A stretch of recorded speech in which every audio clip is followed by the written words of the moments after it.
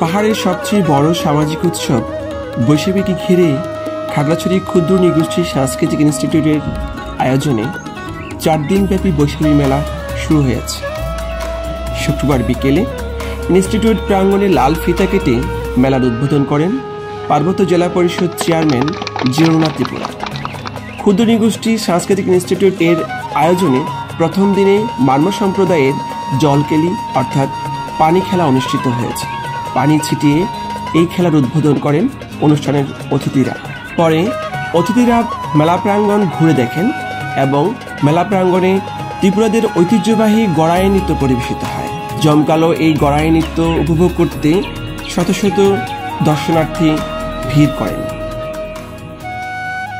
আমাদের মারমাদের প্রাঙ্গণে হচ্ছে সামাজিক উৎসব সাংরের জল খেলি, আর এই দিনে আমরা অনেকজনের সাথে পানি খেলা খেলি এবং অনেক আনন্দ করি।